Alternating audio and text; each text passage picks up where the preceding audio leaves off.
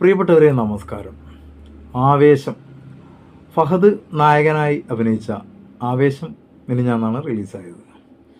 ഈ ആഴ്ച ഏകദേശം 3 സിനിമകൾ റിലീസായിട്ടുണ്ട്. ഫഹദ് നായകനായ ആവേശം, ഉണ്ണിമുകുന്ദൻ നായകനായ ജയ് ഗണേഷ്, പിന്നെ വർഷങ്ങൾക്ക് ശേഷം എന്ന് പറയുന്ന നിവിൻ പോളി,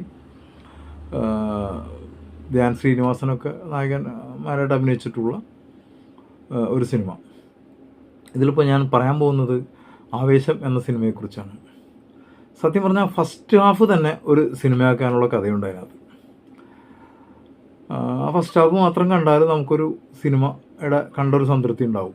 ഒരു തരി പോലും ലാഗ് ചെയ്യാതെ അത്യാവശ്യം ഒരു മാസ് സീനുകളും ചില കോമഡികളും ഒക്കെ ആയിട്ട് ഒരു എൻ്റർടൈൻ സിനിമ തന്നെയാണ് ഈ പറയുന്ന ആവേശം. സജിൻ ഗോപു വളരെ നന്നായിട്ടുണ്ട്. നമ്മൾ ഇതിനു മുമ്പുള്ള സിനിമകളിലൊക്കെ സജിൻ ഗോപുവിനെ നമ്മൾ കണ്ട ഒരു 2-3 പടത്തിൽ നിന്ന് ഞാൻ കണ്ടിട്ടുള്ളത് ഒന്ന് ചുരുളിയിലാണ്. ചുരുളിയിൽ നന്നായിട്ടുണ്ട്. പിന്നെ കണ്ടത് രോമാഞ്ചത്തിലും വളരെ മനോഹരമായിട്ടുണ്ട്.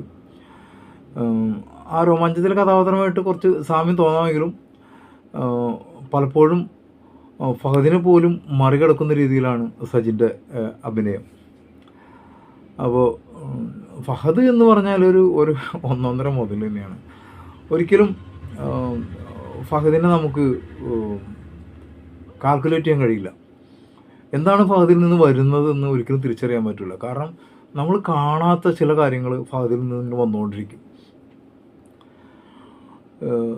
അത്രയ്ക്കും പെർഫെക്റ്റ് ആയിട്ടുള്ള ഒരു ആർട്ടിസ്റ്റാണ് ഫഹദ്.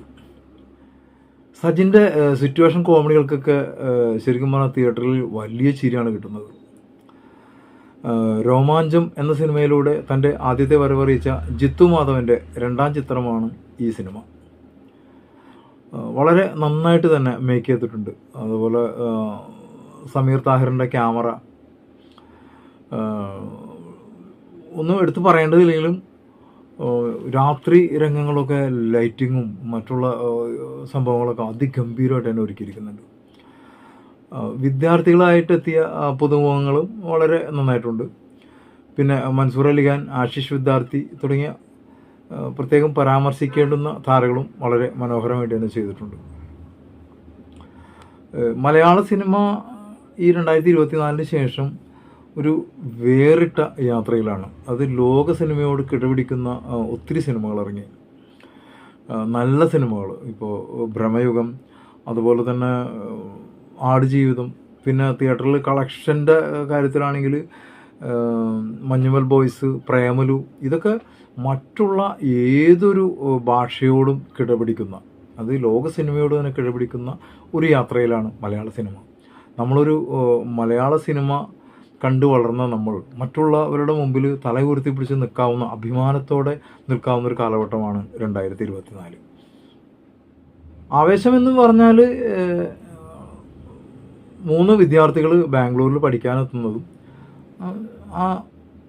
അവർക്ക് അവിടെ ഉണ്ടാകുന്ന കുറച്ച് പ്രശ്നങ്ങളെ നേരിടാൻ പറ്റാതെ അവർ ഗംഗ എന്ന ഗ്യാങ്സ്റ്ററെ ചെന്ന് കാണുകയും പരിചയപ്പെടുകയും തുടർന്നുണ്ടാകുന്ന സംഭവ വികാസങ്ങളും മാസ് സീനുകളും തമാശകളുമാണ് ഈ ആവേശം എന്ന് പറയുന്ന സിനിമ.